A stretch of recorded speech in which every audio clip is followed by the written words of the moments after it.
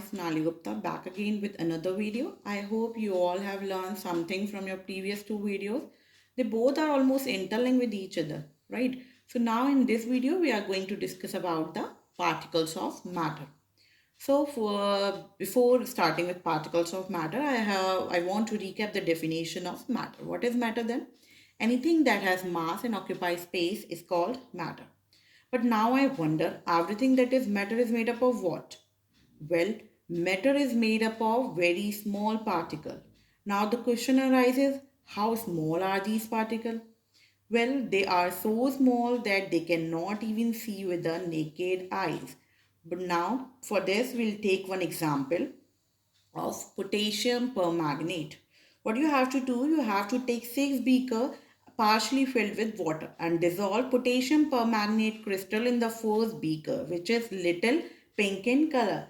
Once we dissolve the crystal, we will see that the entire solution now has become pink. This indicates that potassium permanganate crystal has divided itself into several particles, due to which we see a pink color. Now take 10 ml of colored water from the first beaker and dissolve it in another beaker. You see some color in another beaker also. Yes, the color has become little lighter, but still we see some color, right? This indicates that particle has divided themselves more and imparted color in the entire water.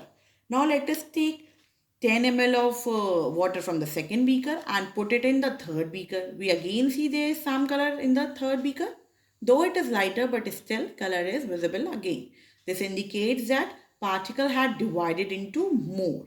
And we continue doing this, we will see in the sixth beaker still some color is shown. That is because of particle, because they are still dividing. This means that particles are so small. They keep on dividing itself and becoming small.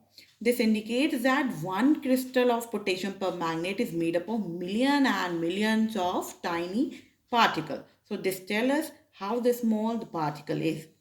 Right, now let us study more about the particles in detail.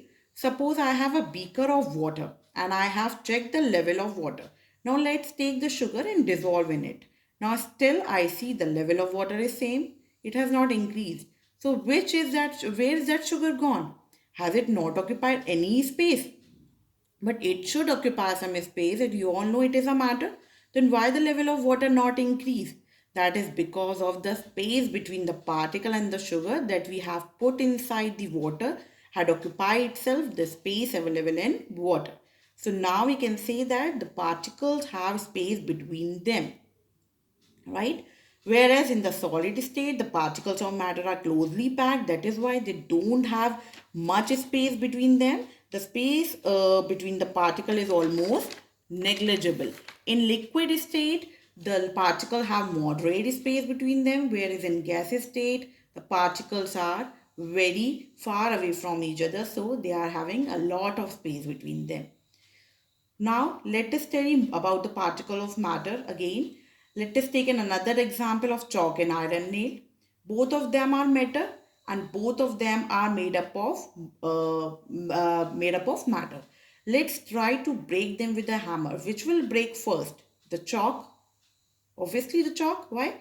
Because the chalk is easier to break than iron nail, as they both are made up of particles, and but due to the force of attraction between chalk as well as iron nail, the force of attraction is less as compared to iron nail, due to which it is easier to break the chalk as compared to the iron nail, right? Matter is made up of particles which attract each other, and the force of attraction in some cases is very strong and in some cases it is very weak, as you will see in the figure, due to the arrangement of particles, right? Okay, so whatever we have studied till now about the particle of matter are the characteristics of matter. The first characteristic is the particle of matter are very small.